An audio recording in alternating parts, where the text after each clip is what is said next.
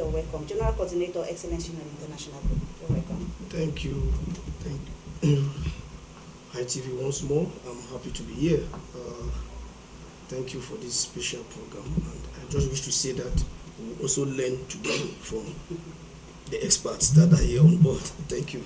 You're welcome. We have Dr. Nseme Stephen Ndode, lecturer, journalism and mass communication, University of Buea. It's a pleasure to have you.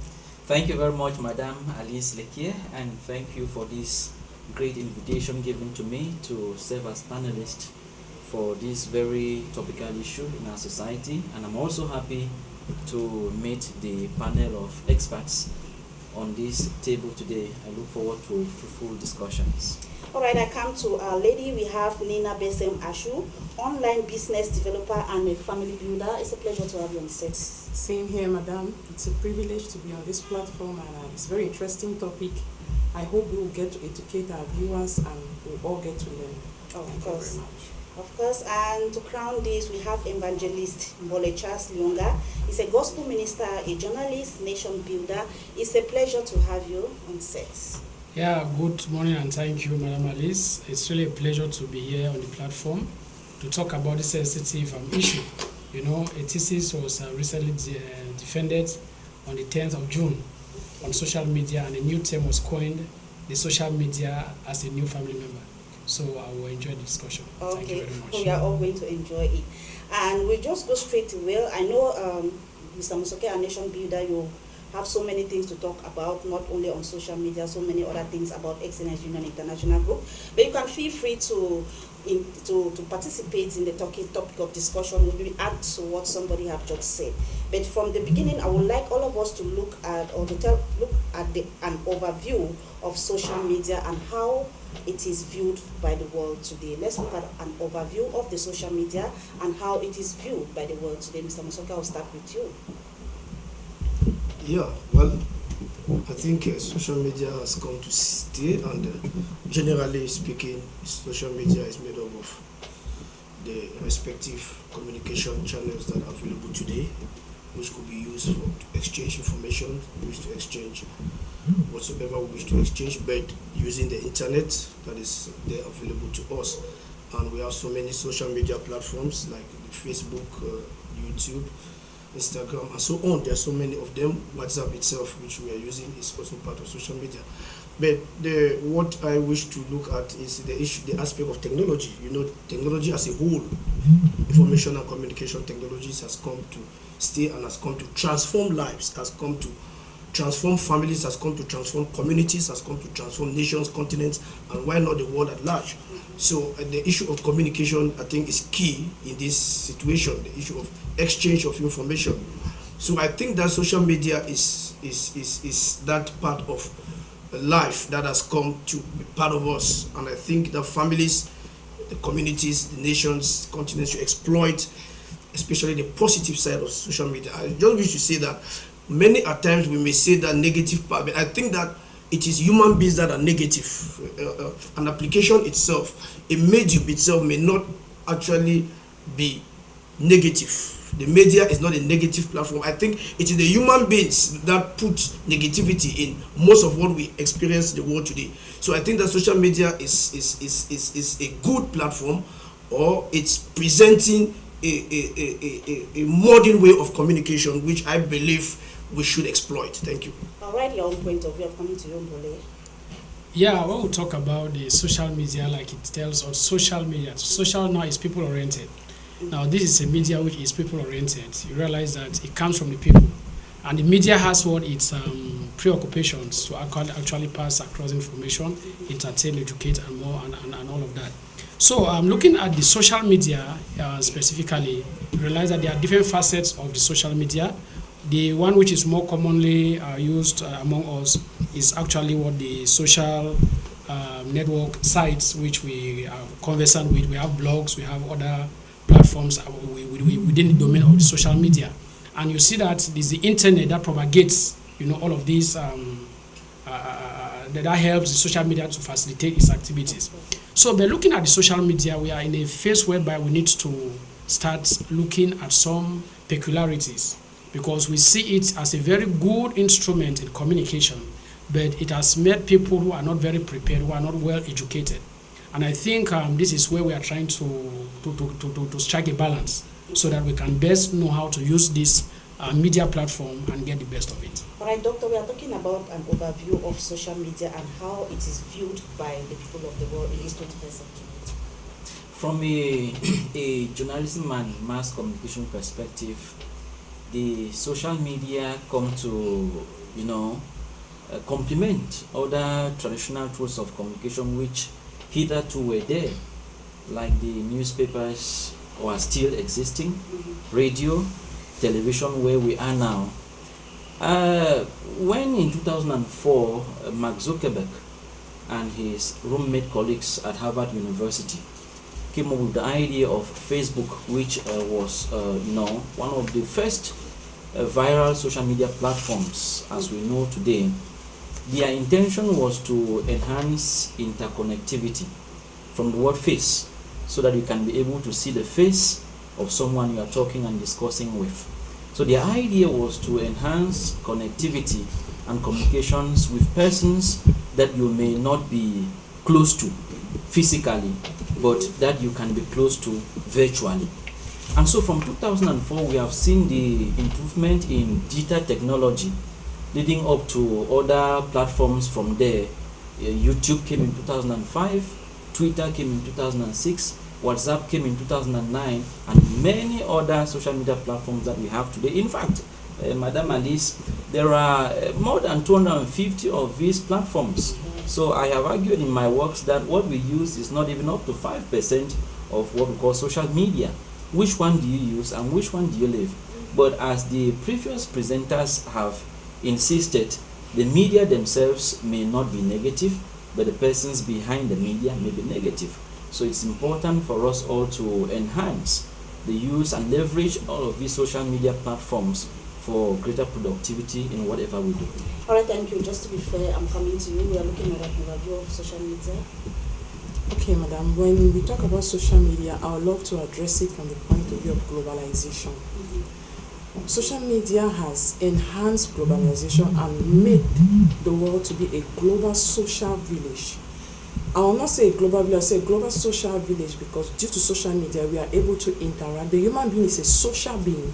So we are able to interact personally and to be able to share our lives, share our stories, our everyday activities. And we see that social media has infiltrated every aspect of our lives. So when you talk about the 21st century, we talk about the various trending topics that is in our era that social media influences. One of the very recent events that took place January 2024 was the US Congress that summoned the various CEOs of the social media at the American Congress and questioned them on child molestation on social media. So you see that the aspects of social media are being questioned at every level. And it's a very raw and very unrefined area which needs a lot of shaping. We have a lot to do. Like the previous speaker said, we have not yet understood what social media is. Both in the legal field, are still trying to develop legal situations, trying to come up with circumstances on how they can be able to hold these guys accountable for these various platforms. So in the 21st century, there is a need for improvement. There is a need for continuous research, continuous development, and to continuously question these social media platforms, their CEOs, their administrations. As these things get into our personal space all the time, we have to understand it and we have to shape it. All right, thank you. Ms. Amosoke, permit me to start with Mbole here. We are looking at social media as a new family member. So how are families or relationships affected by social media? Thank you again. The social media as a new family member is very topical. You know, when you get to the family circles, you agree with me that the social media has imposed itself, very attractive, attracting, everybody to itself, and in many cases, trying to disintegrate long-established relationships. So when we look at the social media as this family member, because it has a content that is passing across, And people always will change information. They change so many things that bind them together. So this platform has come in at a time whereby people have tend to like giving their attention more to it. They find pleasure with the social media and sometimes with less human interactions. And that's why we are looking at the social media as a new family member. So if actually we see it as a personality, there's a need for us to actually situate it, how it should be managed within the family cycle, you know, because if we do not address it properly, we find a space whereby just like the other speaker said, it enters into it has affected all the spaces in human life. And people find it now more conducive, even being with their social media, you know, platforms, and neglecting, you know, other human counterparts. So as we get deeper, we'll be able to really see the impact, the effect. You know, we understand has what the negative and what the positive effect. We shall look into all that. But now we are trying to establish the fact that this man or this particular media has so much in itself, which is very attractive. And that is the more reason why it is like disengaging long-established relationships, and people are taking their attention to it. So in that light, we'll be able to get deeper as we continue in our discussions. All right, thank you, Doctor. Let me come to you. Like you said, it as it's a disengaged, long-established relationship. That brings me to the question: does it establish individualism in families? In fact, you know, what we see in our families today is worrisome to us researchers. You get back home in the evening and everybody is flying to their rooms on their phones. They are with social media, but to talk with you physically in the house, it is a problem. That encourages a lot of individualism as opposed to the family bonding, which we all recommend. We know that the family is the basis of society, and part of that basis is being destroyed because of social media influence. Madam Bese mentioned rightly previously that it has infiltrated into our personal spaces, and one of these personal spaces which is very disturbing in our families today is the family that we are talking about, the family unit, the family bonding, the family enhancement. And so you find persons even suffering from social media addiction. They find it difficult to talk to you, but they are free to talk to someone in China, someone in Australia, in Pakistan, in Iraq. But you are there in the house close by, they cannot talk to you. And so as researchers, we are increasingly investigating the effects of these social media platforms, including cognitive effects, psychological effects, even physiological effects that come across as a result of intensive use of social media, and also addiction and trauma. You find it that it is very difficult for you to be without talking to someone. But you even I've seen instances where a young lady was coming by road around 6 p.m. She was coming by the road and forgot or did not notice that there was an electric pole in front of her. So she was talking to social media and smiling. And immediately she approached it, it was too late. She hit her head on the pole. I just sat observing. And then when she noticed that I was looking at her, she said no comment. That, honestly, I was embarrassed. It means that both at individual levels, at our family levels, social media has taken over. But we are not saying here that social media is bad. It is not bad. Social media is a wonderful technology which has come to enhance our lives. In fact, one of the very prominent communication scholars in the field of journalism and mass communication, Marshall McLuhan, wrote in 1964, Understanding Media, the Extensions of Man. In fact, in 1964, we did not have social media. But I can say that McLuhan was a prophet to have prophesied that media will come to extend man, because the element of extension there, he was talking about technology, extending us. Now, you sit in Boya and you are talking to someone in Douala. Imagine that you have to go through the traffic in Moliko to Mile 17 and then you struggle to get a car to go to Douala and so on. You have solved that in a matter of seconds. Yes. So social media disintegrates but also integrates. All right. Yes, I'm coming to you. Don't you think that this is trying to take away depression from some people? Because there are some homes that they are divided, and for you to just stay alone and not talking to anybody, social media is there to help you? Like I rightly said, the human being is a social being. Yes, so as human beings, we always have to interact. We always have to talk to each other.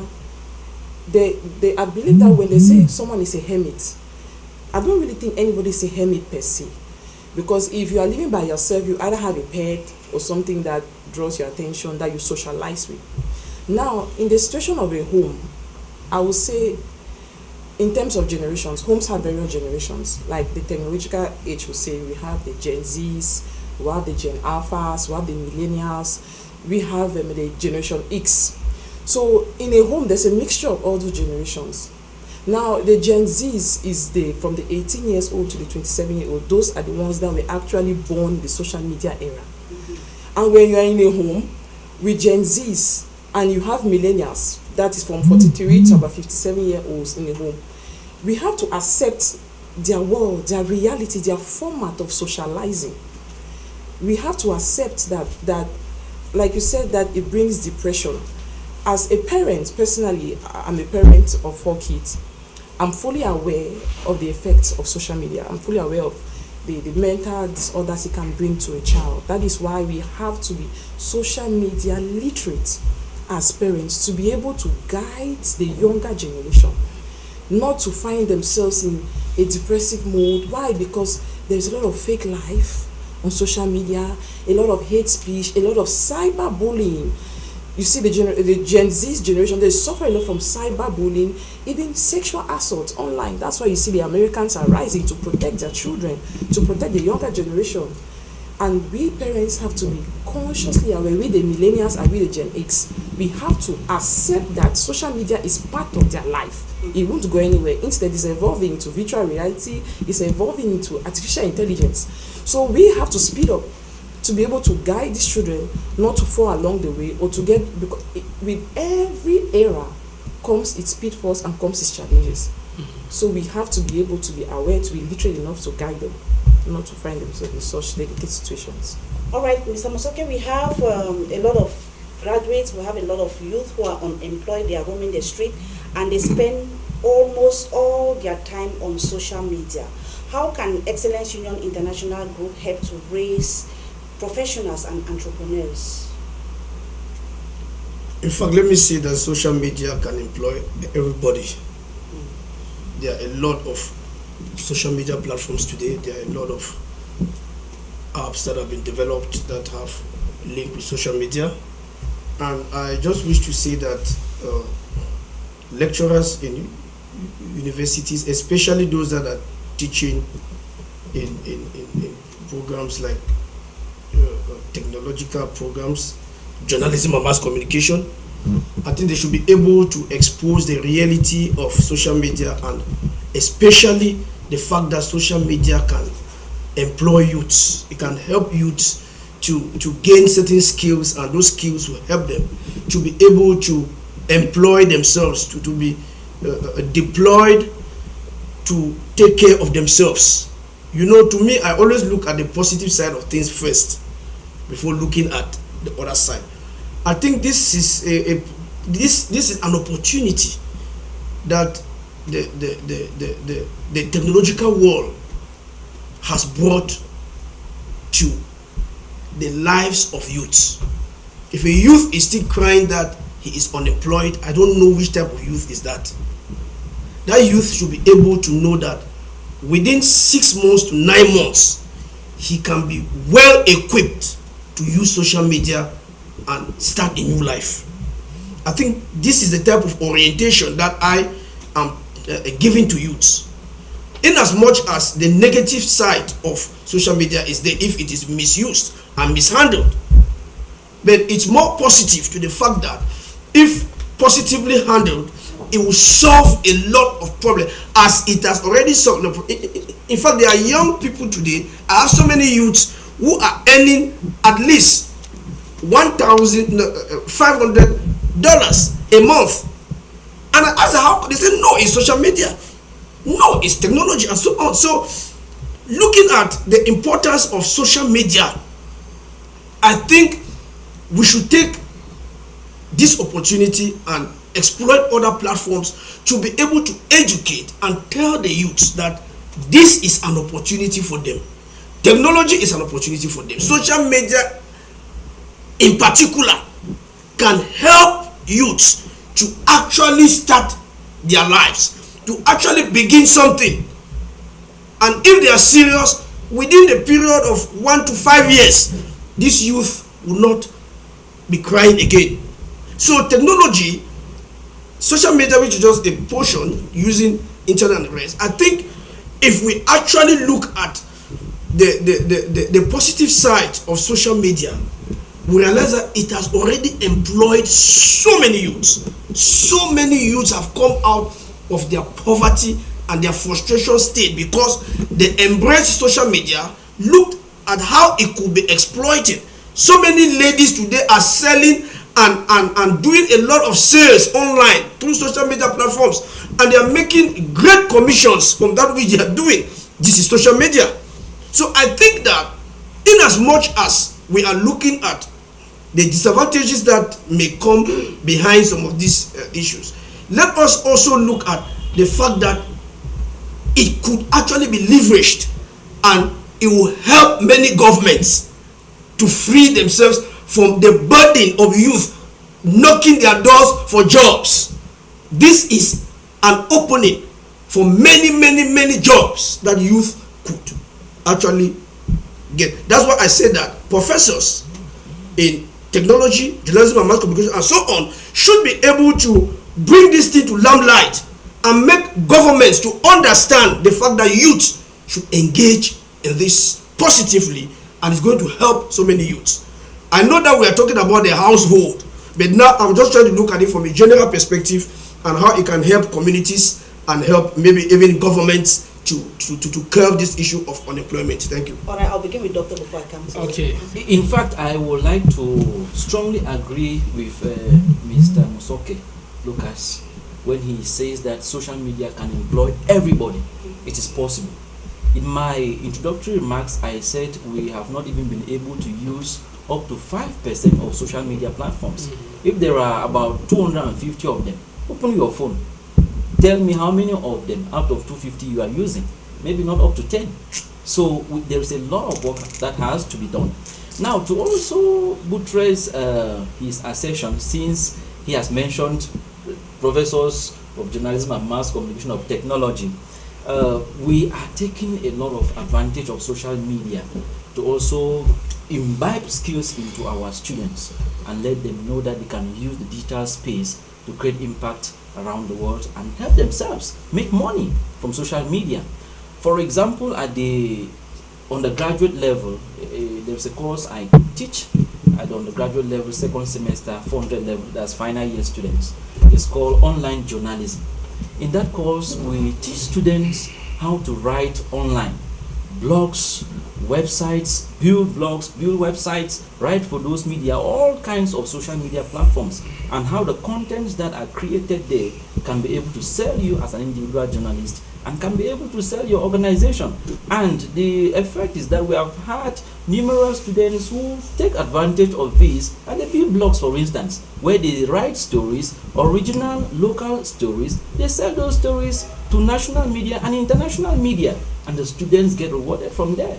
At the level of the masters, we also have another course that I'm just from teaching, 607, MCC 607. The title of the course is Writing for Digital Media. And then in the second semester now, we'll be taking online communication. All of these are courses which enhance the practical skills of students. And those courses will teach practice. It is about 80% practice and then about 20% theory, so that we can be able to see how students use these social media platforms. Even in the MBA program, where I also teach the Masters in Business Administration, there's another course that I'm just from teaching. It is Communication and Service Marketing. And we made sure that we introduce and hammered on the social media potentials to assist business persons like Madame Besset, who is sitting right here. Okay, thank you. You wanted to add something? Yes, like we are talking about the social media, this family member. It is very clear that it has a lot of positive contributions to our society and actually what in the families. Now, we understand that the family is the smallest unit in the society, and once the family is healthy, the entire society can be healthy. Now, we are looking at this aspect of social media because it is as good as it is. It has reached a level whereby researchers have become more concerned, even the inventors, to try and see how they can strike a balance.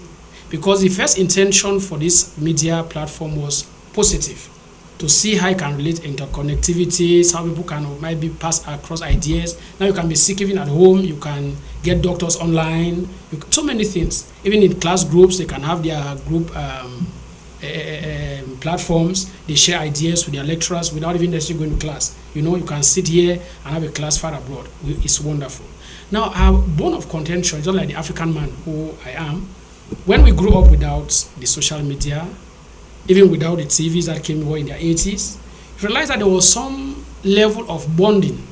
You know, the storytelling, even around the firesides, you know, we come together out there and play. There was some level of family affiliation that even culture could easily be passed across without necessarily being tampered with, because elders were best able to pass values to the children. Now, our concern in this particular presentation is that this social media has come into the family. Now, it has come with a lot of content. It has come to meet people who need to be educated. That's why we are here. That they should be able to strike a balance so that these persons or these family members or these individuals in society to whom this media has come, as good as it is, the advantages, like we say, are numerous. But how can we manage it? You find a situation whereby I happen to have had a situation where a child is in the house, but at the same time, under the blanket, but that child is somewhere, you know, in a different country. And I was just observing the child, you know, just at the age of 14 years. I was observing this child. One fateful morning, I had to take this child's gadget, took it to the office. Just to scroll down to see the interactions, it was terrible. You get it? So that's why we are trying to call on parents as ourselves, that this media is wonderful, but their excesses are going on. You see, we have to start streamlining. Even looking at the age, you know, some parents, to them, once you have money, you make your child feel comfortable, you can easily buy the child a gadget. But we need to start understanding the media literacy, what age. We start understanding at what level should someone be given what a gadget to own. Let's handle smartphone ownership and smartphone usage. It will help us. There are some children, yes, because of the internet age that we are saying, for research, their examination classes, but they may not have reached the age to own the gadget, but they may have reached the age to use. So they can be using under what the parental influence, you know, as such, it will help them to use it well. That's where we are trying to come in, so that we don't misuse this wonderful media. Okay, let's get the best out of it. Yeah, there will be a time, I think towards the end, we'll start giving recommendations on how to go about it. Let me come back to you, Besam.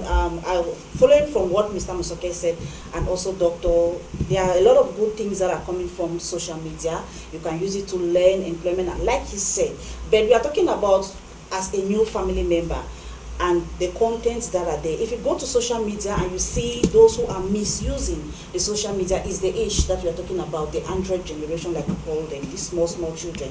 And they do that, and those are the contents that other youths do watch. Now, how do you think that we can prevent these children from doing it? You are a parent and your children, how can you control them? Because if you go to social media, you see just nakedness everywhere, and it's within this age. They are not just consuming, they are also creating those contents in the social media. Yes, on what Mr. Musoke said, he said, I think he's a nation builder. I'd like to buttress this point, especially to nation builders. Now, TikTok, the app TikTok, there are two kinds of TikTok. In China, there's a Chinese TikTok and there's an international TikTok. In China, TikTok is called Douyin. Now, the CEO of TikTok had to align to the laws and regulations governing media within China to be able to have customers and clients. But if he didn't align in terms of privacy, in terms of content sharing, he had to be able to align. And the content which these youths view on their feet align with the nation building objectives of that nation in terms of promoting the Chinese culture, in terms of boosting internal business, in terms of skill enhancement. So if you go to China and a Gen Z hosts his phone, his TikTok account, what he's going to be viewing on his TikTok account is new technological inventions done by his mates. He's going to be inspired. As he's viewing, he's going to watch motivational feeds. He's going to be inspired. Educational information is going to be inspired. But now, the international TikTok, when we view, what do we see? We see challenges, comedy skit. I'm not looking down on comedy skit, but comedy skit should be left for comedians. It's a profession. But now these days, every youth does comedy on social media. And now when you do comedy, your followership increases overnight. Like wow, that these Gen Zs like this, they have the kind of things that fascinate them. Wow, 20,000 followers. They celebrate 10K followers. When you have 10K, they make a party. And like, thank you TikTok for the 10, thank you for my followers. Now, what content are you feeding them with? That's the question. So it goes beyond us parents, it goes beyond us even individual nation builders. It goes even to our nation, to the government, to the administration in charge. Now, why the Chinese government is buttressing and emphasizing to the CEO of TikTok to be able to align to those various objectives, the national policies objective, is because you, the millennials or the Gen X, you are building, then the Gen Z will destroy whatever you have taken years to build. So what do? We handle them, we caution them, so that it will continue from generations to generations. But our African society, we are failing. Why? Because there's something that we call algorithms. So in computer science, these algorithms, there is a set of data and rules that govern social media platforms. So basically, they control your preferences, your choices on what you choose on social media. They control what you see. So me, I will seriously encourage that, though we are also emphasizing on journalism and mass communication, on the in computer engineering, they should be able to also come up with various courses on social media on how they come about, and why not develop applications, social media applications. Yes, we have applications, doctor, that like the previous speaker spoke about, where there's a telemedicine, where you have the medical consultations on WhatsApp. Yes, it means that these children or these youth can actually create social media apps. In Africa or in Cameroon too, where we socialize with ourselves, the human being is a social being. We cannot deny social media. We just have to find ways around it that is going to have positive impact on our economy, in our political life, in fact, in every sphere of our life. All right, thank you. We've had so many of these youths who have created apps on social media. They used to come here for our program. They are doing a lot. We cannot refuse that fact. But I'm coming to you, Mr. Musoke. You said the social media, you can go there and youths can go there and get jobs. They should not complain of unemployment. But if you look at what majority of these youths are doing on social media, like it's a platform to manipulate over these youths. It's a platform to scam these youth, and it's a platform to send them to an early grave. Mr. Musoke. No, you have the Ministry of Youth Affairs and I think Civic Education, or whatsoever they call it in Cameroon. You know, this ministry has a lot of work. So at times when I see them just doing politics, I laugh.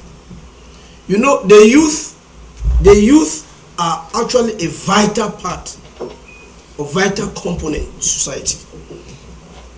We were hoping and expecting that the website, for example, of the Ministry of Youth Affairs and Civic Education, it should be a website of educating youth, making youth to actually understand the fact that they need to be ethical, they need to actually have moral stance, and there should be short courses in such websites that educate the youth and call the youth to order and help the youth to see that they can exploit whatsoever is in front of them, but they must remain at the ethical boundaries and the moral boundaries of life. You see, that is where actually the problem is found, because many youths are well educated. They have so many skills. They have acquired multiple skills. There are a lot of youths that are highly skilled. You have a lot of professional youths today scattered all over the place. But this aspect of ethics and morality is an aspect that is lacking. And I think that the Ministry of Civic or Youth and Civic Education in Cameroon should know that if the youth of today are not morally and ethically upright, then we are heading to chaos. Because you will use a good tool from an unethical perspective. For example, you are talking today about cyber criminality, cyber security, and so on. There's a lot of cyber crime. It's because of the moral nature of the youth. For example, they are looking only for money. They don't bother the method, the strategy, the methodology behind getting that money. This also comes to the side of especially young girls. Young girls are exploiting social media today for prostitution and other type of immoral practices. So I think that youth should actually be helped, because especially the younger generation today is so excited and is happy to use any tool that is, but the ethical and the moral issue. I was talking to some youths. They say no. The government itself and this minister themselves, they themselves are not ethical. They themselves are not moral. Then what I'm telling us, I said no. Don't look at the past generation. Look at your own generation. You should build a legacy so that the future generation after you should actually follow your footsteps and your footpath. The issue of morality and ethics should not be taken for granted. It plays a lot. The character of youth, the character of professors who are teaching this, because you should be teaching with example. Youths are observant, because I actually interact with so many youths. What they say at times concerning unethical persons who are seniors, it makes them to be discouraged to take the ethical and the moral path of life. So what I just wish to say is that government has a lot to do. Nation builders have a lot to do. Lecturers, professors have a lot to do. We should today be examples that this youth can copy. That is what the youth are looking for today. They don't want to see people just come and talk. No, and they themselves are going behind and doing other things. Medical personnel that are smoking, then telling youth don't smoke. So such things. So what am I trying to say? I'm just trying to say that the youth are ready to change. The youth are ready to follow good examples. Those who are relaying this information, relaying this message to the youth, they should be models and examples also, so that the youth is copying what you are saying and copying who you are. That is what the youth are looking for today.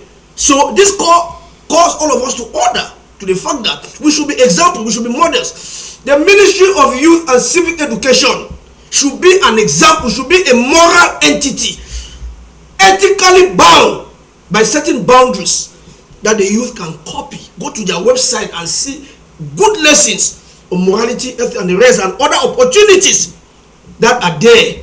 Because so many youth tomorrow may not make it because they are already on the negative side of history, and which is not good to our society. Come on. All Thank right. you. Thank you very much. I believe that's why Evangelist said the family is the smallest unit in the society, and if the family goes astray, it means the community and the nation itself will go astray. I'm coming back to you, Evangelist. Let's look at how this social media has affected marriages. Thank you again. These aspects of the social media, like I mentioned in my introduction, that on the 10th of June 2023, a research was actually defended on this topic, the effects of social media on interpersonal, face-to-face family communication, under the supervision of Professor Kingsley Lyonga-Ngange, who is presently in the United States for a Fulbright scholarship, and with the great assistance from Dr. Ndode, that a wonderful work was done. Now we sampled 374 families in great support to actually ascertain the effects of the social media vis-a-vis family interpersonal communication. Madam Alice and the other panelists, what we found out, he is there, he will also throw some light on it. Many families are crying. we understand the advantages like Mr. Lucas mentioned and we have been mentioning. We are coming from this angle to actually decry, to actually raise this awareness because of, when we talk about success, there's a difference between success and good success. Now, success is that which can just be seen by even a layman, somebody has bought cars, he has built a house, and all like you say the person succeeded. But now, what is the spirit behind it? What are the principles behind that particular car that you have seen him buying? You can see a scammer on the streets moving with what luxurious car. So another person will say what he's succeeding, but is that good success? The answer is no. And that is where we are coming in. Coming to your question, how is it affecting marriages? It is doing so much. We have the positive. Permit me, I don't want to talk much about the positive. We have to fund those things that are already there, which are good. But you realize that, like some of the research statistics that we gathered, couples will tell you, since the social media has made my husband or my wife now does no longer pay attention to me. You can see a couple what even in bed, this one is facing this way, the other person is facing that way. They can be there for hours. The first thing what you get is your phone. It has brought problems. Some people cannot even allow their phones to be used by their spouses. It's a problem, Because of this social media platform, you realize that some couples are no longer open as they used to be. It has caused marriages to break up. And that's where we are coming in. But if we should actually establish the right use of this social media, as we are talking about it, within families, I think it will not do that. It will help if maybe the husband is outside or they are in different parts of within the town during the working hours. They can communicate. They can exchange ideas. You can instruct children to do this, do that. It's wonderful. Then when we start getting to the point whereby these gadgets is rather the content, sometimes what they even share. Recently a certain couple was telling me how she kept accusing the husband that the husband is watching pornography. Meanwhile, was a little daughter in the house. Each time they go and sleep, this young girl will go and take the father's phone and maybe is watching pornography movies there. Now in the morning, she may not have known how to close up the page. Maybe madam will come and see it. Daddy, you are. Daddy too was so confused. What is happening? That's why we are saying there is a need to strike a balance. We are appreciating the work so well. But you see, Africa, as we are growing, we are emerging, But now it has come to meet us unprepared, like we discovered in the work. It's wonderful, but it has made us unprepared.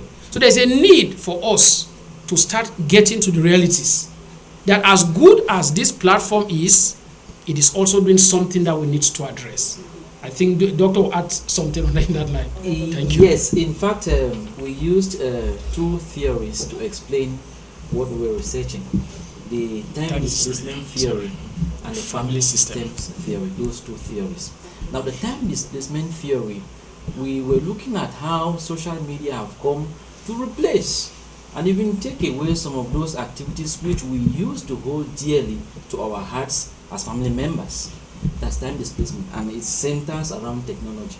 Then the family systems, as we have explained previously, that a family is a bond. So why should social media replace this very important bond? There is a cultural component which we uncovered in the study, which is in the very nature of our traditional societies. The beauty of that research is that, quantitative studies, you can easily generalize the findings from the sample population that you use to any other population. Now, the African society is so closed, and we find as taboo to discuss social media and pornography. And that cultural component is very silent in that work, but we try to reawaken it. But it's a very serious issue. And we were concerned and are recommending, in fact, that if we refuse to teach our children about social media and its effects, especially negatively, they will learn it themselves. Sure. Yes, they will learn it. And by the time you know it, they are already interacting with their peers. We have spoken a lot in this panel, and if there is one thing that we all have agreed, is that we have to come to terms with the realities of social media. And so how do we do that? It is by teaching them. In fact, we also recommended in that study meetings. Yeah, we recommended meetings, family meetings. And part of those meetings should be for people to discuss the subject of social media. So you get up in the morning, for instance, at 5 o'clock, 5:15, 5:30, and you pray for, let's say, 15 minutes, 20 minutes. There should be 5 minutes about social media and how people should be able to use social media at the level of the family to enhance family bonding, to enhance family meetings. Thank you. I'm coming to you, Besem. When you are talking, I'm just seeing the reality of what you are saying, because people now know they don't take care of their family, they don't care who is sitting beside you. Even the family meetings you are talking about, we go to family meetings and everybody is on their phone. Yes. The person who is talking talks alone, so it's something. Okay, we are talking about marriages. Social media has come as a means to promote cheating. We are talking about marriages now. Because somebody will stay, a wife can stay in the house from morning till night, but is cheating on the husband with the phone. I would love to address it this way. I think that as a couple, social media is a third person in your marriage. You first of all have to accept that, like they always say in religious settings, that when you get married, it's 3 people, the husband, the wife, and God. Okay, it's socially, the social aspect, the social being, man. The modern couple has to accept that socially we are 3 of us in this marriage: husband, wife, and social media. Now, social media now is an invisible partner that is between us, that both of us interact with. So I think that if a couple is struggling with social media, where it's my own opinion, it means that their intimacy and their bonding has a question. Because if a husband is complaining, my wife is always on the phone, why would your wife prefer to be with another partner than to be with you? That's a question. If my husband comes back home, he gets back home, he should be excited to come home, to meet me. We're not seeing ourselves the whole day, to meet the kids. But if you come, you meet your kids, and instead of being happy with your kids, you're on your phone, and find that phone more interesting than spending time with your children. It means you have not built a quality relationship with those children. You have not yet come to that terms. So I'm not even going to blame social media. I'm going to blame the fact that your bonding is to be questioned. Yes, it's true that social media can be contributing, but for example, like we will say, if a child is failing in school, we will not blame the teacher that the teacher is not teaching properly. Probably we will blame the child's lifestyle, that maybe you're not focusing in school. Social media will always be there, and we will always do what we want to do. We can never eliminate it. But now, as husband and wife, what's your bonding? Before you people got married, that fire that you people had, if you people see that social media, people have lost the fire. How do you reignite that fire? As a husband and wife, when you go to bed, if I go to bed with my husband, it should be an exciting moment. It should not be time for me to be on my phone. If I'm not excited to be with my husband on the bed, then there's a problem. All right, Mr. Amosoke, I want you to talk a bit on this. You are married and a lot of experience. We can also say that social media it also helps to strengthen marriages, especially distance. Those who are living abroad and their wives or their spouse is in another country, it has strengthened it. We are also looking at those that are living together, but they spend more time on social media than with their partner. What do you think accounts for all of this? Yeah, it's a matter of value. First of all, those who are in distant marriages, social media is very important, but that's what at least help them to interact, to communicate. If you read a lot of books of John Maxwell and Dr. Miles Monroe, they explain this issue of priority and value a lot. To be very honest, it's not just the issue of the phone. There are couples that before even the issue of phone, they no longer value their partner. That's why you see some partners, even minus the issue of phones, some partners could cheat, could go outside and play around. It is not the phone that told them to go outside and play around. It's the fact that they lost the interest and they've not understood truly the value of their spouse. So everything in life starts from the heart. It's not that physical gadget, it's the heart of man. The heart of man, that's where everything begins. That's where the thoughts start. There are some people that they are married to their beautiful wives, but they don't want to see skirts pass around them. It is not social media that asks them to go and behave or misbehave. So the issue is a matter of the heart, and people should be able to value their family first. That's why the family is first, nothing else. If you are married to your wife, your spouse is first before even the children. The children are secondary. But you see, many people have removed their heart from their spouses and from their children, not because of social media, but because from their hearts are elsewhere. Social media has come, yes. People are on their phone, yes. People are using their phone, yes. That's why I say that if you treasure your phone more than your spouse, then you have a problem. We are not saying that you should not use your phone. For example, you are in your bedroom, you are still again with your phone. Please, I think that is healthy. If you want to be with your phone, stay in your parlor, stay there and continue with your phone. When you are done, as you are entering your bedroom, I think you keep your phone somewhere. If you enter again in your bedroom or your bed, you still have your phone with you, please. I think there the problem is not really that phone. The problem is your heart. Your heart is far away from your spouse, and that should be checked. Couples should sit down and look at this thing seriously. There is something wrong somewhere, and what is wrong somewhere is not social media. It's the heart of those human beings. Their hearts are already have deviated from the initial love that they had. Because I don't think that you should value a phone more than your spouse. This looks funny. In as much as a phone can influence you, can make you, can derail you, can influence you, can have an impact on your life, but the primary person is your spouse, your children, your family, before this communication tool or this communication gadget. To be very honest, I don't have this problem as a person, but I'm not saying that it doesn't exist. As a person, I don't so much treasure my phone whatsoever. No, I treasure my family. When I'm at home, my mother doing an assignment also, but when my spouse and the rest are there, at least we communicate, we chat. If there's one or two together, like for example, I have been communicating with my spouse who travels out of the country. We have been praying online. We have our prayer days. We pray all the time. We pray, we talk to God, we communicate, we chat, and the rest. Why? Social media. So even when she is present, it does not divide us. So I think that people should be disciplined enough and be serious in the fact that in as much as social media is good, it's important, it should not come and make you to take it first. Your spouse is first. If your spouse has an issue, you keep your phone aside. Because many people have allowed themselves to be influenced. And if you allow yourself to be influenced, it is you who have allowed yourself.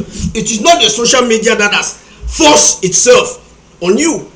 So that is where, to me, I wish to look at this issue that spouses should be serious and should take this thing seriously. If not, it will become something else in near future. Yes. Thank you. You're welcome. Let me take on this one. This one says, hello, hi TV. Thanks for this very interesting and disturbing topic of discussion. I have a problem with my wife. She spends all her time with her phone in the name of she is walking away from the office. At one point, I even seized her phone, but it caused a lot of problems. What should I do? Thank you very much for that your contribution.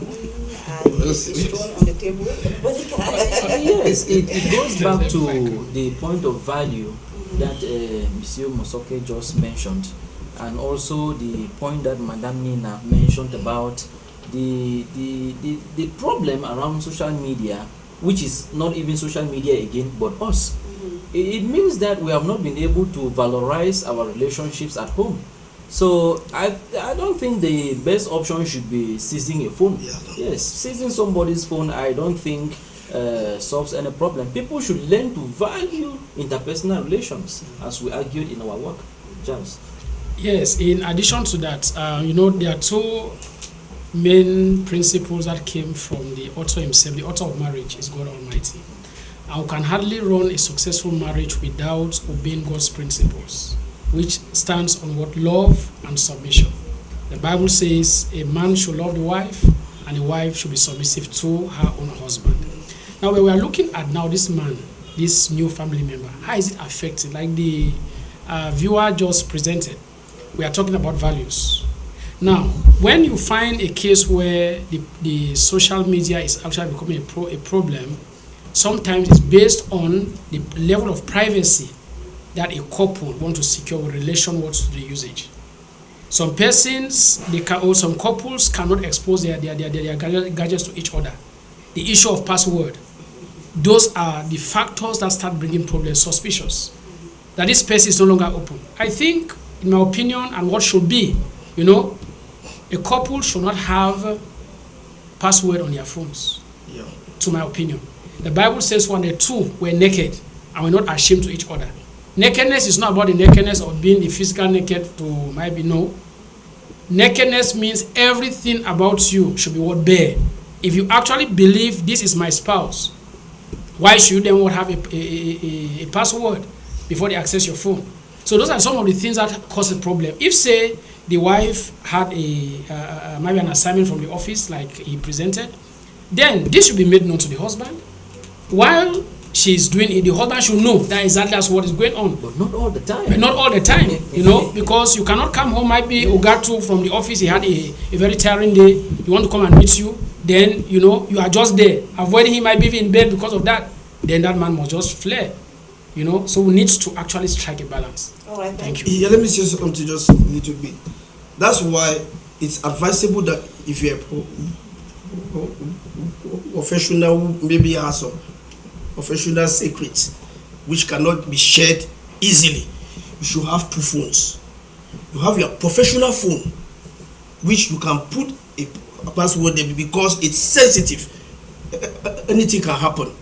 Then you have your normal phone where you do your normal communication and so on. So that there are some professional secrets that are extremely sensitive, which if it is given to you, it ends with you. That one you can secure such issue in a private phone, but your normal phone, your wife should be able to access it. That way you do every communication. I don't, like for example myself, my phones are always there in the room. Feel free to check whatever you want to do if you think, because I don't go and practice on ethical issues or no. When you are married, you know that you are married. You are not supposed to be involved in shady things. You have to be clean. Let me use the real word, be clean, so that at any time they want to check your phone, they should not go and see things or whatsoever. So I think that couple should sit down. It may be the wife truly is working and the working requires her to use her phone and the rest. Let them look at it. Let they know when is she working with the phone. All this should be trashed, and they know that okay, from this time to this time she's working on her phone. Okay, from this other time she's free. Not all the time. Yes, not all the time. So that one has to be trashed. You don't go and seize a gadget that is being used for work or to be used for whatever. Yes. So you people should understand yourselves. Sit down, look at the schedule of work, and you people now should be able to understand. But again, I wish to say this: there are many men that have a lot of skeletons, and they don't want their phone to be touched by anybody because what they use, what they do. So that is it, and that's why we talk about morality and ethics, and we should be honest, truthful when we are married, and we should not be keeping skeletons that we don't want people to see. Many men and many women. Yes, many men and married women. Yes, both sides. Many married men and women, they keep skeletons and they have skeletons, and when somebody is calling, they can leave the kitchen and jump. Please, nobody should come near and things like that. Why do you keep yourself again in bondage when you're already married? Thank you. Alright, I just remembered a post on social media. This man who was bathing and the phone was ringing. He came out to pick the call and he fell. But as a journalist, we've had topics like this with different people talking, experts, and they, like what you said, many of them are of the opinion that you as a spouse, your phone is your privacy, the other partner does not have to touch your phone and all of that. That's their own way of looking at it. But like Mr. Musoke said, it's good for us to be clean. We don't really have all the time to be here, so for us to make sure that we really exhaust this topic correctly, I want us to I'll start with you, Besem. Let's look at how this social media, you can use it in the family economically to benefit the family, to bring in some income and all of that. Yeah. Economically in the family, like first of all, our various professions, as maybe as a couple, as husband and wife, is with our economy to income, it's very difficult. You can't rely just on your salary. So we have to develop multiple sources of incomes. And since maybe you are busy, you have a 7 to 4 job, social media makes it easy for you probably to have multiple sources of income. So social media can enable the wife to develop a skill. It could be baking, it could be decor, it could be maybe fashion. So while you are at your office, you can maybe steal 2 hours within the 7 to 4 job to maybe market your products on social media. So it helps to have multiple sources of income from the various partners. And also for the children, there are some children that have some gifts and some talents and some skills which social media can help us to market it, to also have some source of income in the family, though they go to school and everything. Like Dr. Dode said, it's important to have meetings on the influence of social media in the family, and on one of those meetings we also have to discuss on how we can make money from this social media. If you have a kid that maybe is a talented singer, because now on YouTube, if your page is a content creator page or it's a business page, YouTube pays you money, for followers and for viewership. If you have a kid that is talented in that, it can bring in money at home. If the mom develops a skill or the dad develops a skill, we discuss on how we can monetize these various skills using social media. Though we are involved in our various professions, though we are following our educational pursuits, I think that's the way. I think economically it can help a family bounce. All right, Doctor, you said journalism and mass communication, there are so many courses there to train youth, to help them develop and all of that. Let's look at how they can use it even in their families to generate income. Yes, let me cite a wonderful example that has been able to benefit from the courses that I mentioned here. We have one of our students who graduated from the Department of Journalism and Mass Communication and now is a reporter for the BBC, Ndumbe Paul Nje. Ndumbe Paul Nje, what he and friends did when they were in the final year in the university was that they created, from the courses that we teach online journalism, they created an online news site which they called Twiff News. And they used Twiff News to share data, to share information with their consumers, their audiences. And as they were going forward and after graduation, news organs began to have interest in what these young persons were doing. First, he went to Dash Television in Douala, writing. He continued writing, and then now the BBC got interested in him, and as we speak, he reports for the BBC. That is exactly what the benefits of online journalism and online communications can offer to our students. For the rest of the students watching us now and listening to the discussions we are having here, this is what we mean by the economic potentials of online media, of social media. You too can form your blog online, write and then sell those stories to whoever is interested. Those who are doing accountancy, you can do same. Those who are doing economics, those who are doing literature, you can create a blog and you write poems and sell those poems. And by the time you know it, you are already monetizing that blog, that platform to your own advantage. Today our students have to also learn the doctrine of independence, not heavily depending again with all the social media that we have, not heavily depending again on our parents. If your parents can support you every month with 5,000, 10,000, 15,000, you should be able to bring to your own economic table a 5,000 francs, a 10,000 francs, a 20,000 francs that you make from selling your contents online. That possibility is very important for you as students, as young people today. All right, I'm coming to you, Evangelist. Mr. Musoke, just get prepared. There's this question for you. This person says, so are you telling us that it's wrong for us to seize the gadget of our children? You come after. Well, let me come. You're a journalist, and when it comes to social media, everybody is a journalist. And he just mentioned some work done by some students from journalism and mass communication that is really selling. As a journalist, what should you do to ensure that your own content is different from those that claim to be journalists? Yeah, that's very interesting. We have professionals, and we currently have the man in the streets. And that's why when we talk about like this social media we are dwelling on, it's people oriented. That is, every person can create content, but that actually what following the parameters of what content actually upholds. Because just like we talk about the contents today, as a journalist, your content must be what apt. It has an objective. When you are actually passing out content, you know the target audience to whom you are passing that information, and it must be framed, by certain principles. You don't just talk anyhow. There are things that what you need to say and things that you don't need to say. There's what we call information exposure. At what level do you expose a particular content? Now, like we're talking about this, having had this opportunity of the social media as a family or as maybe as fellow students, you can, because data is not free. The 100 francs you're using time and again, if at the end of the month you have to put it together, it's so much money.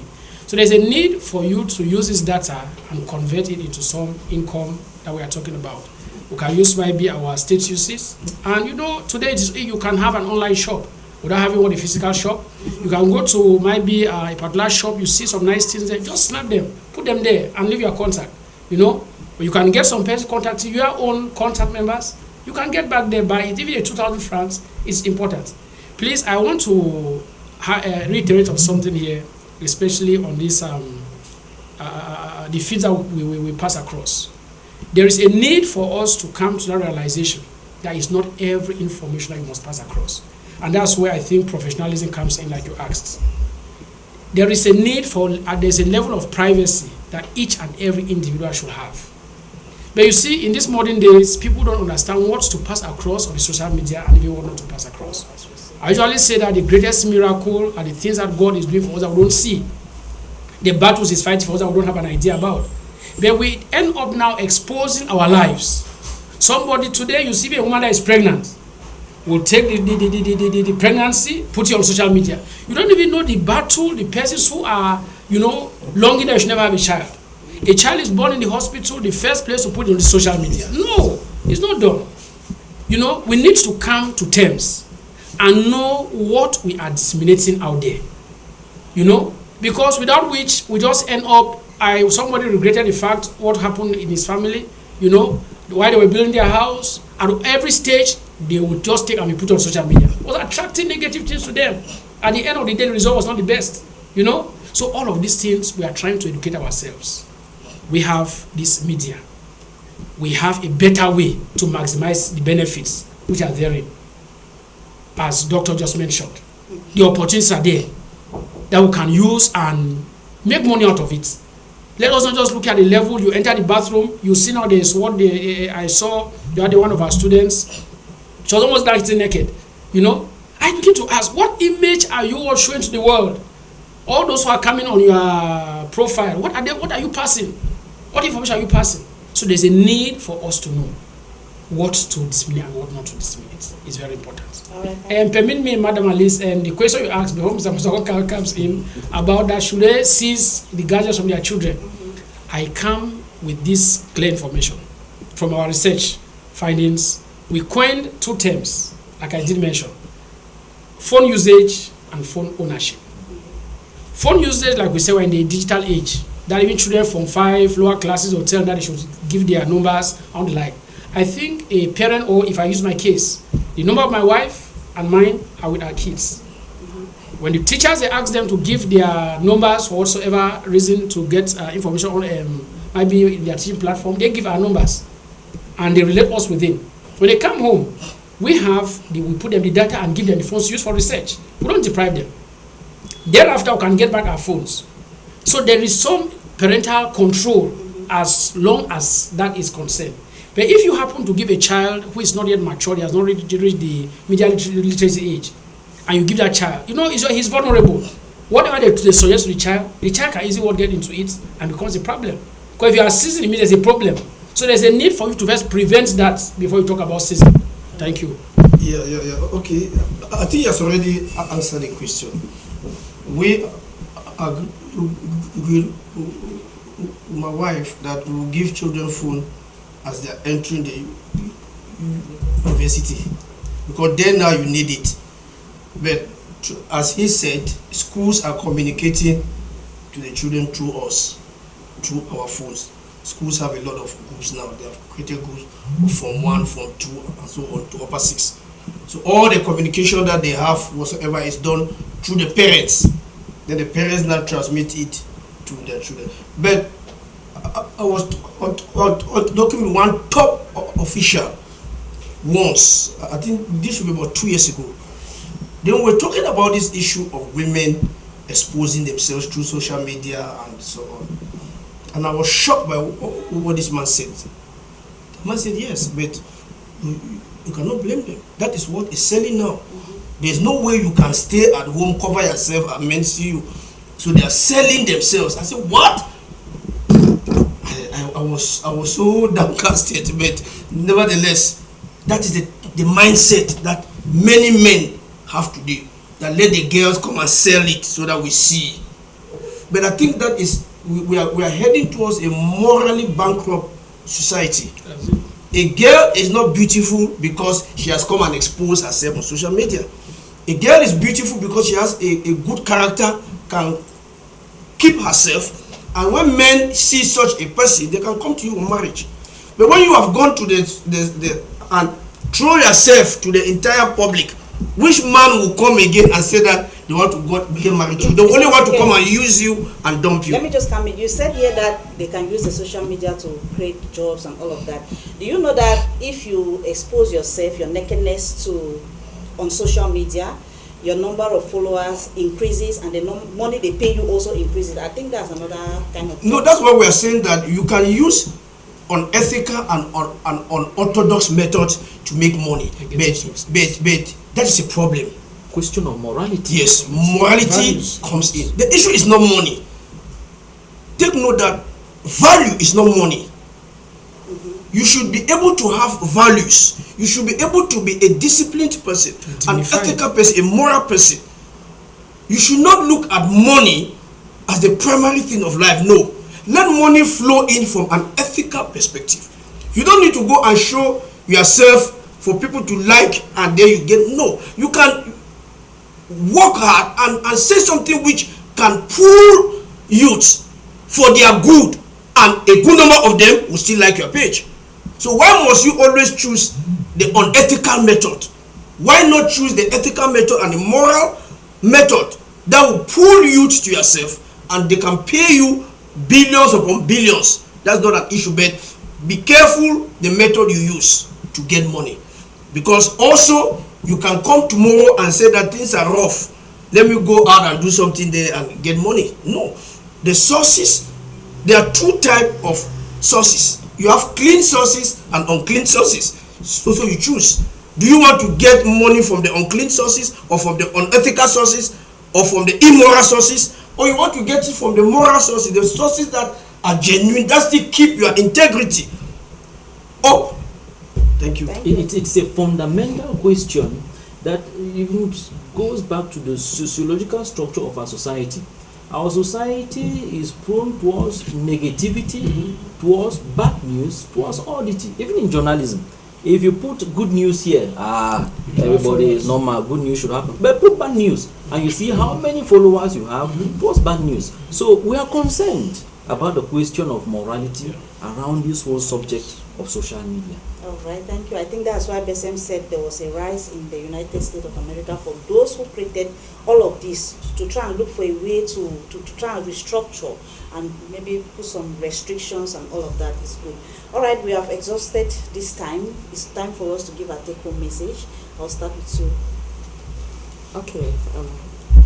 Taking into consideration the topic, social media as a new family member, I personally call on parents to be awakened and to be aware of the effects of social media on the lives of their children and the younger ones at home. Why? Because your child is the future of tomorrow. How will you want your country to be? How will you want tomorrow to look like?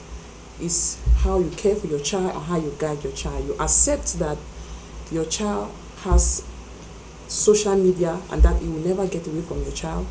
But now, how do you guide your child to use the social media and for it to be profitable onto the child? I think that's basically the advice I have to give. All right, Doctor. Thank you very much for inviting me to this program and to meeting wonderful panelists. Social media have come to stay, and so it is important for us to valorize and put emphasis on how they can be able to help us at individual and family levels if we are to move forward with ourselves and our society. To the cream of young persons watching us, we have established and agreed here that you can make so much use of social media positively in whatever field you find yourself. Thank you very much for the invitation. Yeah, thank you so much for giving me the opportunity to be among those who could talk on this very sensitive and topical issue, and which God happens to have helped us to do a little work on it.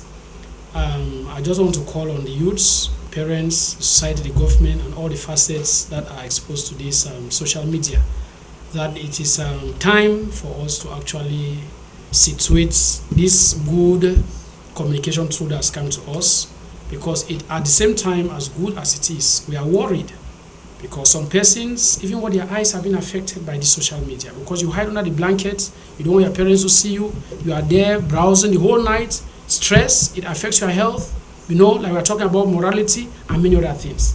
But like we said, you can still use it for the best. Then to conclude, if we are talking about this media attracting so many persons to itself, we believe families should start reorganizing meetings, storytellings, outings.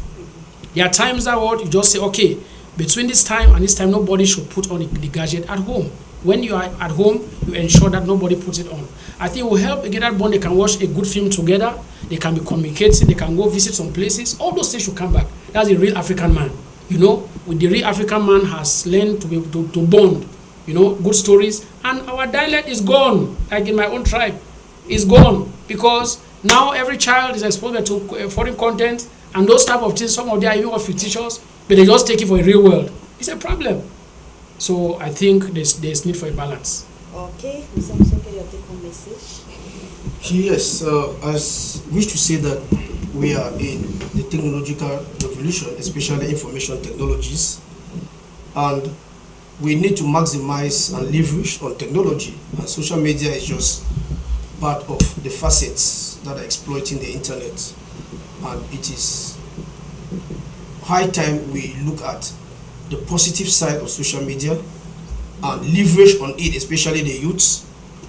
But nevertheless, we should be careful with our household and not trade our values to social media, in as much as we should use gadgets and we should communicate.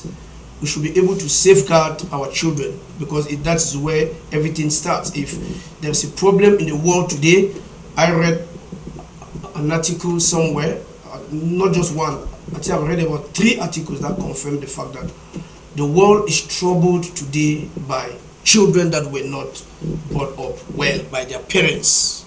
The world is not blaming schools, the world is blaming parents. So parents should be able to control the use of digital gadgets and social media usage, and they should be able to put a strong eye on their children not to misfire, not to go astray as far as social media is concerned. Then couples should be able to agree on how they use social media, especially when they are at home, how they should interact, because this is a family member that has come to stay. He will never go away. He has come to stay, so they should be able to manage him in a way that he will not instead bring problem, but he will instead help them to have a better matrimony. Thank you so much. You're welcome. Yeah, as we conclude, we'll just tell the audience that you can be helped more by the Holy Spirit. When the fear of God is in a man, whatever you are watching, whatever you are doing, you'll be conscious of God's presence. Like the youths, there are moments that you might hide under your blanket, but if you have God with you, you know that God is everywhere. The Bible says, "But the eyes of the Lord move to and fro, even what the hidden things of a man's heart." So if you come to that level and understand that God is where I am, even if a bad content pops up, you reject it by the Spirit of God in you. Thank you very much. Thank you so much. I wish to use this opportunity to thank all of you for coming here and educating the public 1 hour 30 minutes, trying to solve problems in our society, trying to impact our society positively, and I believe that those that are watching have learned a lot. So I wish to use this opportunity to thank all of you, and also to call on Mr. Musoke that we wish to have you again here some other time. For general supervision, we wish to thank Eno Humphrey Ayok, the CEO of High Television. Claudine Tamfu was on the dashboard. Myself, Alice Lengulikia, for coordination. Stay tuned to High TV. The rebroadcast of this program comes up at 10 p.m. and join us again next week for another edition. Stay tuned.